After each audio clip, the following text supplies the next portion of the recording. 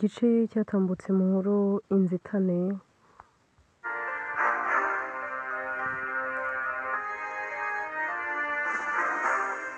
Twasize Jinta ari mu cyumba cye, nyirabukwe yaramaze kumuhereza juice, yewe yaramaze no kumutegurira icyo kurya. Byose mama Lucas yari yakoze ntabwo yari yabikoranye umutima mwiza nangwa se umutima w'impuhwe, ahubwo yari iturufu nziza ya mbere yo kugira ngo arebe uburyo yarimbura Jinta, amwambura ubuzima ndetse n'umwana yari atwite.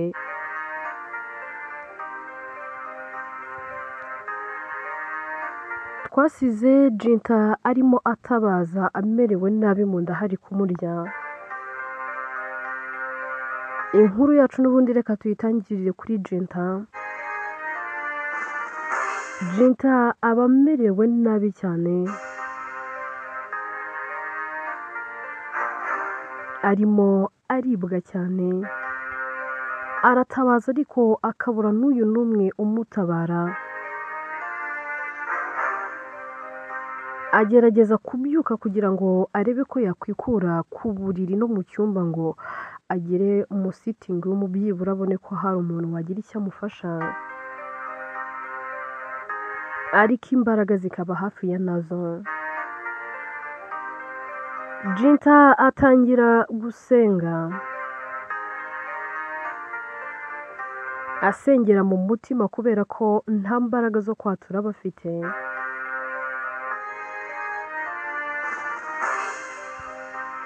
Asenga agira ati, data wa twese uri mu ijuru, Imana nyir'ubutware kandi Imana nyir'ubushobozi, ndi umuntu kandi ndi umunyantege nke, ngira kwizera guke no gushidikanya, ahari wenda ndi umunyabyaha sinkwiriye no kuza imbere yawe, ariko ndakwinginze kano kanya nuhabe urengera ubuzima bwanjye ndetse n'ubw'umwana wanjye. Mana sindi kugutota ahubwo ndi kukwinginga, uwera ndimo nguhendahenda ngusaba kugira ngo imbabazi zawe zize, ubwami bwawe bumbeho. Mana rengera ubuzima bwanjye kano kanya, twembi utwiteho kandi witamurure hagaragare ugukora kwawe.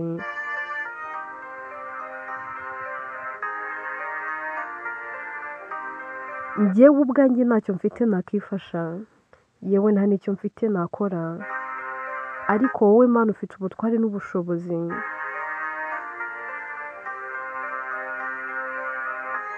Wowe wagize utya ukazura Lazaro amaze 3 mu gituro, wazuye umwana wa Yayiro, yewe wahumuye impumyi ndetse n'ibirema biragenda. Ase wananirwa? Ese ubundi ubwo Mana hari icyakunanira? Ase aho wananirwa ute kurengera njyewe Jinta?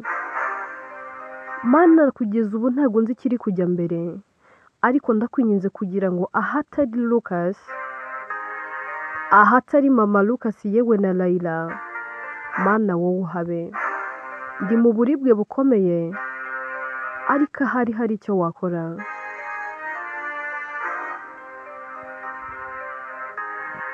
Kubera uburibwe bwinshi Jinta aba arimo, agera aho ngaho agacika intege, noneho no kuvuga atabaza ataka bigera aho ngaho nabyo bigashira. Tuve kuri Jinta turye kuri mama Lucas ndetse na Layla. Bakiri aho ngaho bumva Jinta yacecetse atakiri gutabaza.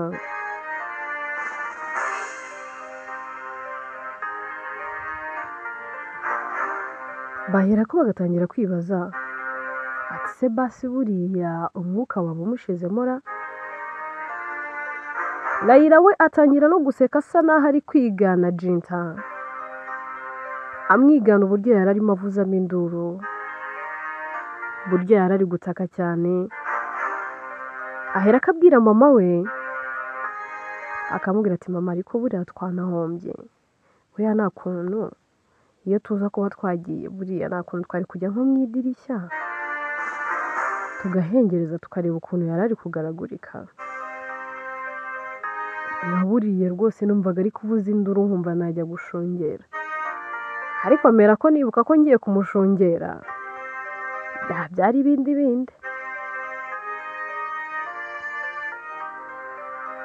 Mama we aherako akamubwira ati kuri iyi nshuro ni ukwirinda ko hari ikintu tuzajya dukorera uyu mugore bikagaragarira mu maso ye cyangwa se bikagaragarira umugabo we Lucas, kubera ko urabizi bimwe bya mbere bya video neza neza neza isinzi Imana yagendereye Lucas, nabonaga atazongera no kutuvugisha, nabonaga adashaka no kongera kutureba mu maso. Gusa nyine nuko wenda twagize amahirwe tugasabirwa imbabazi n'umugore we, ariko ngewe buriya rero hari ibintu bijya binshobera. Ibi bintu byose tuba twamukoreye n'urwango tumwanga ariko byose ntajya abyitaho.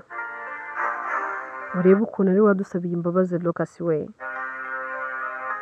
Uzi ko buriya Lucas yagize impuhwe no kugira ngo atubabarire kubera ko umugore we yamubwiye ngo akwiye kutubabarira.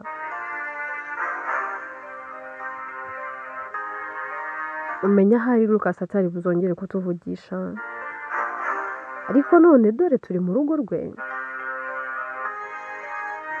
Ariko reka nkubwire Raila, narebye ukuntu yagotomeye ji namushyiriyemo, ndeba ukuntu ibiryo yabiriye nkaho bamwirutseho, ndavuga ngo iki ngiki cyo turagitsinze.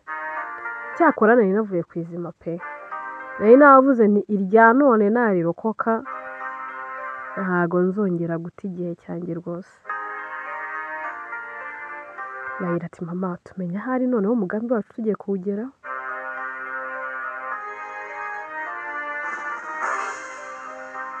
Undi nawe ati none se ariko ubundi reka tuganire.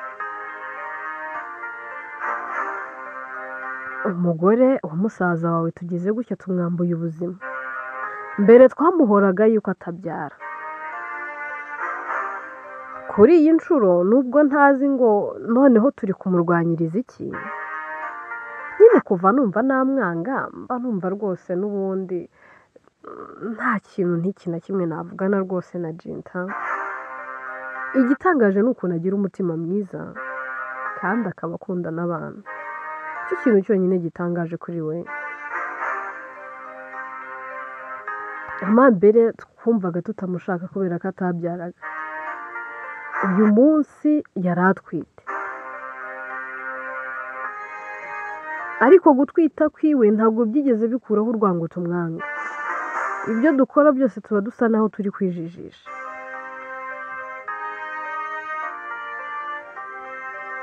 Mu kwijijisha rero niho hantu nyine tubihishamo tukaba twakora aya mabi yose. None se ubu ngubu urwango tumwanga nibyo ndabibona rugenda rukura umunsi ku wundi. Ubu noneho umuntu atubajije ngo Jinta tumwangira iki koko twabona icyo tuvuga? Raila ati mama yego nibyo ntabwo twabona icyo tuvuga, ariko si we wa mbere waba wanzwe kandi nta kosa afite. Yewe si nawe wa nyuma rwose, kuri iyi si hari abantu benshi cyane banzwe kandi nta kosa bafite. None se mama ntihari igihe uhura n'umuntu ukamwanga gusa ukimubona utanamuzi utaranamuvugisha? Ndati cyane ati kumwanga gusa, ahubwo najya nanamureba nkumva nanakiruka, nkumva sinkeneye no kumureba mu maso yanjye. Raila ati rero nyine bibaho, gusa nyine njya nibuka uburyo Lucas akimuzana mu rugo bwa mbere aza kumutwereka, nabonaga ari umukobwa mwiza. Ibaze ko ngiye bwa mbere mubona nyine tutaravugana. Mama uzi ko nabajije Lucas ngo se none uyu mugore ari umunyarwanda, umuhindekazi, ko mbona afite ubwiza budasanzwe. Nyine reba ukuntu kuriya asa, wongera umusatsi ugwa mu mugongo we afite. neza neza ntabwo wakemera rwose ko uriya mwana w'umukobwa ari umunyarwandakazi, ni mwiza pe. Mama Lucas ati ariko abanyarwandakazi ni beza, ni beza nuko ari ibintu twishyizemo byo kumva ko abanyamahanga baturusha ubwiza, ariko ntabwo bakurikira. Natwe turi beza, tuza mu bihugu by'imbere rwose muri Afurika mu kugira abakobwa beza. Rahira ati mama ibyo ntabwo ari byo turi kuganira, ahubwo mbwira wari ugiye kumbaza ibiki? Undi ati nari ngiye kukubaza ati uyu mukobwa nakuye umugore ko tumwanze, aho ngaho namara gupfa niba rwose yanagiye, umusaza wawe umugore tuzamumukurira ko kuri iyi nshuro agomba kurongora umugore twebwe ubwacu twamushakiye. Undi ati mama wivunika rwose, wikigora wivunika. Abakobwa rwose nziranye nabo ni benshi cyane, Lucas ntabwo azabura umugore, kandi ba bakobwa tuziyoborera, wowe uziyoborera nanjye ubwanjye nkiyoborera. So rero tuza wumva utuje mu mutima wawe umeze neza, ahubwo tujye gushungera turebe Jinta niba akuka kashizemo. Bahera ko bagahaguruka bombi uko ari babiri, bakinjira mu cyumba cya Jinta ndetse na Lucas. Basanga Jinta asa naho yaguye igihumure, atari kubasha kubuja, yewe asa naho adahumeka. Bo basa naho bishimye, bagatangira kuvuga ngo wawo tubigezeho, umenya hari yanapfuye.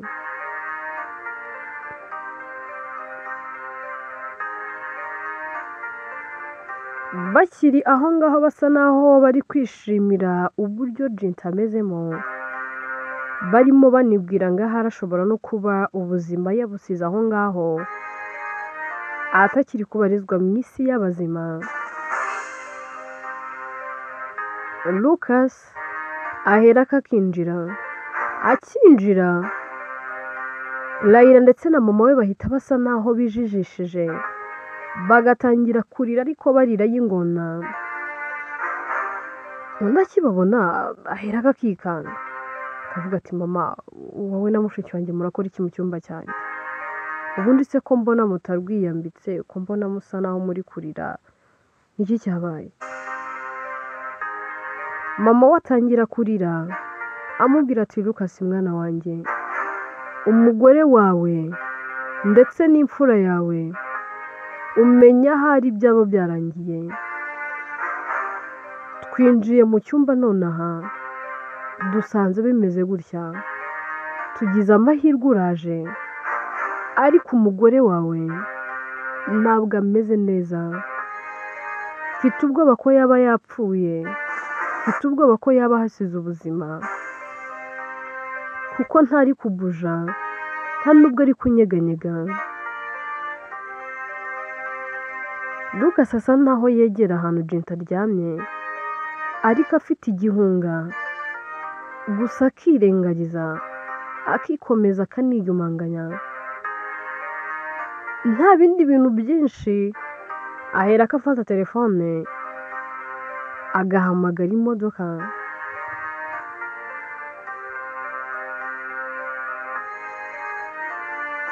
kugira ngo arebe ko byibura umugore we bamugeza kwa muganga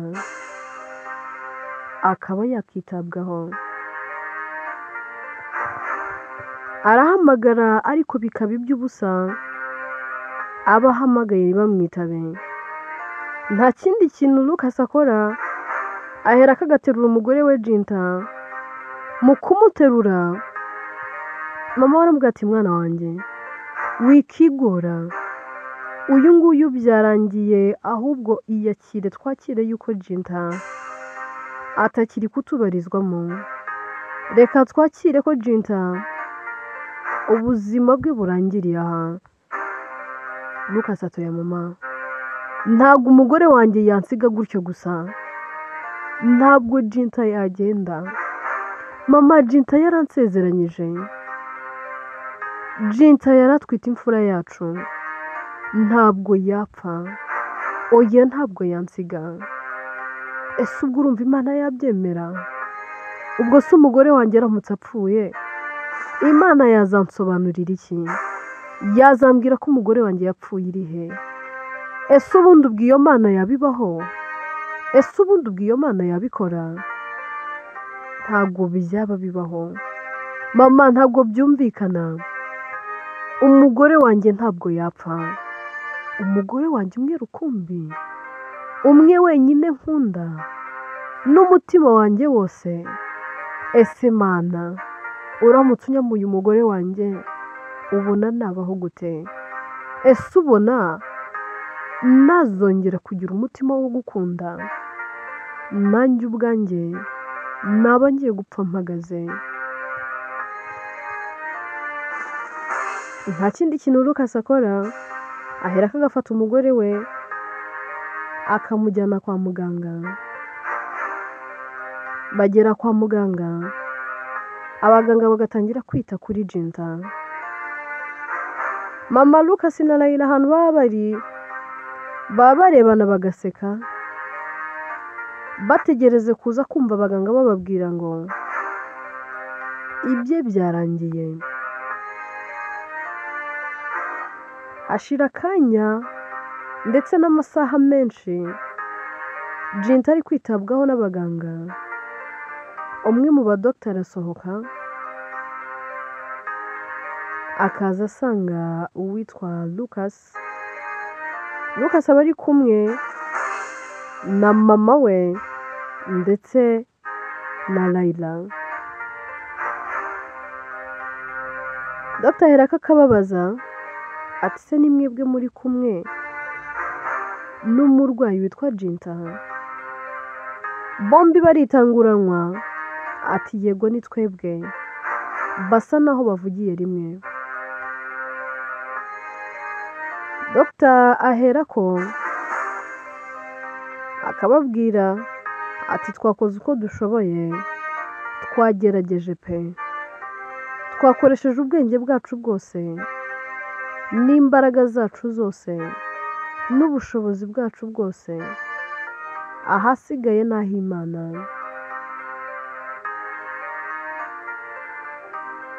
Twe twakoze ibisabwa, ariko ikintu gisigaye kuri iyi nshuro ni ugushaka kw'Imana.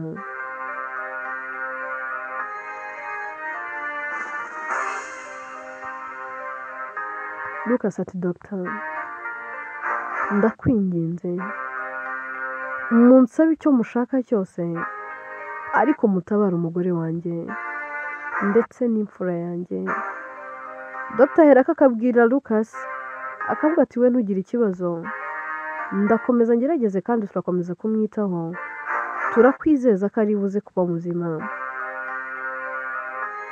Lucas asigana na Dogiteri baganira. Layla ndetse na mama we basa naho bagiye ku ruhande. Mama we aherako akabwira Layla, akavuga ati ariko buriya mama nta kuntu twashaka ukuntu twinjira mu cyumba buriya Jinta arwariyemo, tukagira ibintu tumushyirira muri serumu bimuhuhura, kuko mu bigaragara umenya aho aragihumeka. Undi ati se noneho twabigenza dute? Twamenya dushyiramo ibimeze gute?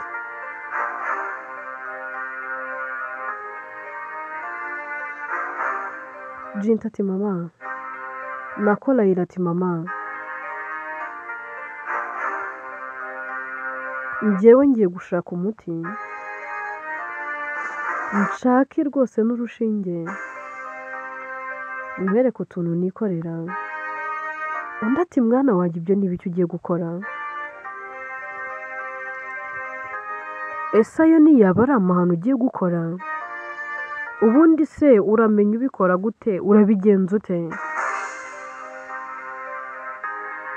Layla ati ariko se mama wibagiwe ko njyewe nakoze stage y'ubuganga. Ntabwo wibuka yuko aribyo nize muri university? Uretse ko numvaga ntabikunda cyane. Mama, ni ukuri rwose gutera urushinge ndabizi, ahubwo umuti numva nshaka ntago ari we ndi kubona. Sinzi farumasi nshobora kuwubonamo nkakwereka ukuntu tuza kubigenza.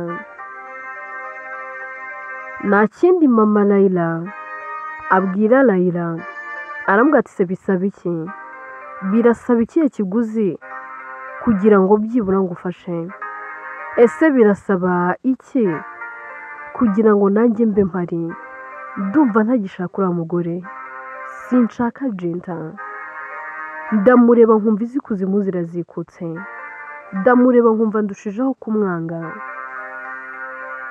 Bakiri muri ayo ngayo bagambana, telefone ya Layla irasona. Mu gusona Layla aritaba. Mu kwitaba yitaba avuga ati karame be, yego ndakumva mukunzi, meze neza, wowe umeze ute? Ati noneho narindi kwa muganga, muramukazi wanjye ntago ameze neza. Wanshakaga nonaha se? None se birihutirwa? Okay, ndaje ngerageze ndebe. Akiva kuri telefone mama we aherako akamubaza ati se uwo ni wa mukwe wanjye uguhamagaye? Jinta ati niwe mama, arambwiye ngo nshaka byihutirwa. Ahubwo se buriya nta kuntu nabanza kujya kumureba, njye nawe tukabanza tukaganira, hama nyine ibindi nkaza kubikora nyuma. Ambwiye yuko byihutirwa. Undi ati genda ariko utebuke kandi ugaruke uzanye uwo muti n'izo nshinge ushaka ko ahantu ugura urushinge rwiza turi buze gukoresha. Layla aherako akagenda, mama we asigara aho ngaho. Lucas nawe aba yicaye iruhande rwa Jinta, ariko Jinta aba asinziriye atabasha gukanura kubera ko aba asa nkaho ari muri koma, yewe atanabuja. Lucas agerageza kumuhamagara amubwira ati basi ndakwinginze ndeba niyo wandeba bwa rimwe, ariko umereze sayino, umereze sinyari, umereze signal igaragaza yuko uri muzima.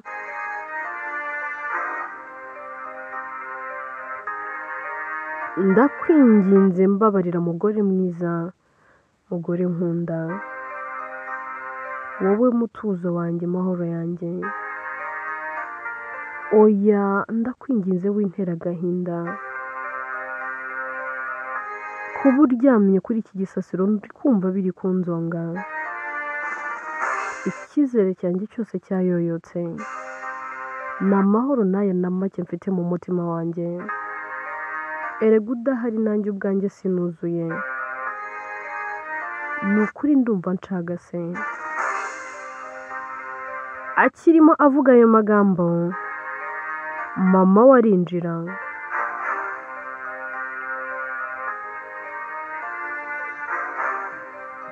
Asa n'umwegereye,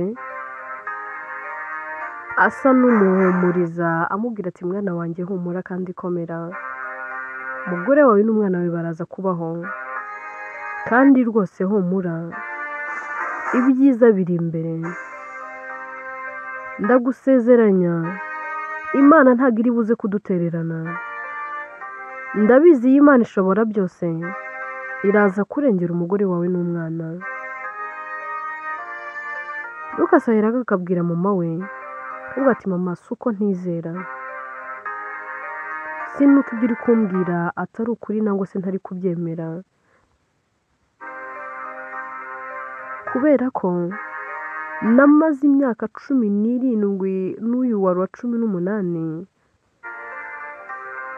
nta rubyaro, nta mwana utamba iwanjye mu rugo. Nagerageje kwihanganira ubwo buribwe no kwihanganira kuba njye n'umugore wanjye tutarabyaraga, ariko uyu munsi Imana yaraduteturuye, umugore wanjye yari atwite, none kano kanya nari mubonye sa naho mubonye ari mushya utandukanye na Jinta wo mu myaka 17 18 ishize, utongeyeho iyo njye nawe twateretanye.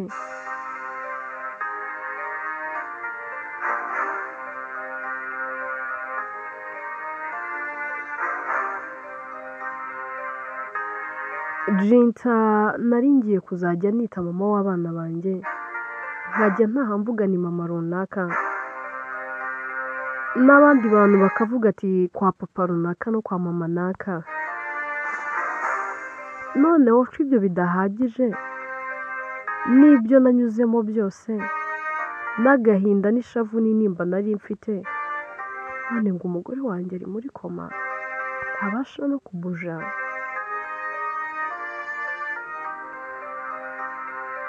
Ubu ngubu nta nubwo yanandeba mu maso, nta nubwo namukora muri bya biganza bye byiza nkunda gukoramo, nta nubwo nabasha kumuhobera ngo numve ndasusurutse ndanezerewe, kuko niwe muntu wenyine mpobera numva mfite umutuzo mu mutima wanjye.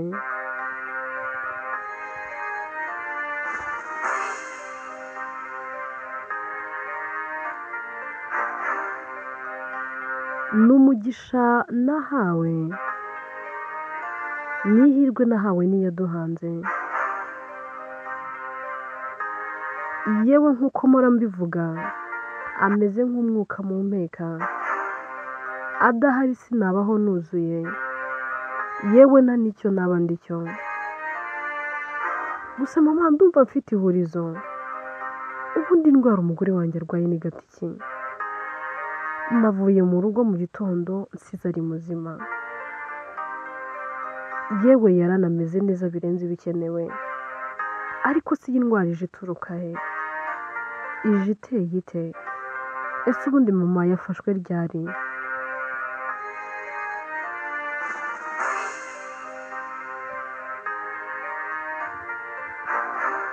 Ubundi kuki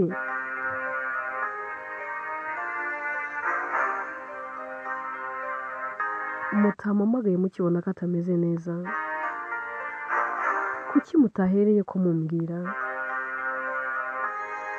Undi ati mwana wanjye Lucas, umugore wawe ndamukunda, twirengagize ibyabaye byose, twirengagije gushwana kwa hato na hato kwigeze kubaho, kandi byose urabizi icyabiteraga. Nari mfite impungenge, mwana wanjye naraguhangayikiraga, kandi ntekereza ko umugore we namusabye n'imbabazi. Uyu munsi njye na Jinta tubanye neza, uyu munsi njye na Jinta twashyira hamwe tugasenyera umugozi umwe. Rero ntabwo nanze kubikubwira kuko nari ndi kubibona, nta nubwo naciye ku ruhande kubera yuko nabonaga atameze neza. Njye na Raila twagiye mu cyumba dusa naho tugiye kumureba ngo tumubwire ko nyine ifunguro ryatunganye, dusanga ni kuriya ameze. Kubwihirwe kubera ko nawe ranch uyifatira mu rugo,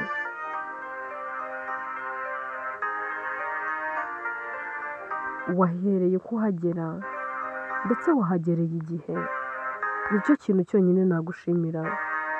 Gusa humura ntabwo ari wowe uhangayitse wenyine, yewe nta nubwo uri wenyine hano, nanjye na Raila turi kumwe nawe, kandi ndizera hari icyo Imana igomba gukora ndetse hari n'ikiri buze gukora. Rero ihangane mwana wanjye. Lucas ati mama ndabyumva, ndabizi kuva umugore wanjye yatwita wowe na Layla mwamubaye hafi ndetse umuryango wanjye mwawubaye hafi. Mama, nzakwitura wowe na mushiki wanjye, umugore wanjye naramuka akize nzabitura. Ndatoya mwana wanjye, nta mpamvu yo kutwitura, n'ubundi ibyo dukora byose tuba dusa naho turi kwikorera. Rero mwana wanjye, nk'uko twagize umugisha wo kukugira, ni nako dufite umugisha w'uko twabonye umukazana mwiza nka Jinta. Ntukasaba asa naho ananiwe ariko agakomeza kuganira na mama we. Mama we aramwitegereza akabona arasa naho ananiwe, agahera akamubwira ati none se mwana wanjye, mbona usa naho utameze neza, watashe ukajya kuruhuka, umugore wawe turamusigaraho, genda ujye mu rugo use naho uruhutseho gato, nyuma yaho gatoya nubyuka uraza kugaruka ahari wenda urasanga yanakangutse. Lucas kuko aba ananiwe cyane, byongeye bafite stress zo mu kazi ndetse n'iz'umugore we, abitekerezaho kumva birakwiriye, akiyemeza gutaha akajya kuryama kugira ngo ijoro ryose aze kuza kuba ari kumwe n'umugore we. Lucas ahera akagahaguruka akagenda, mama we asigaraho, undi asigara amwenyura yishimye avuga ati genda, nyuma y'amasaha make uraza kwakira inkuru. Ibyo byose aba bivuga mu mutima avuga turaza kwakira inkuru y'incamugongo ikubwira ko umugore wawe n'umwana birangiye. Mwana wanjye umbabarire sinkwanga, ahubwo nanga uyu mugore wawe.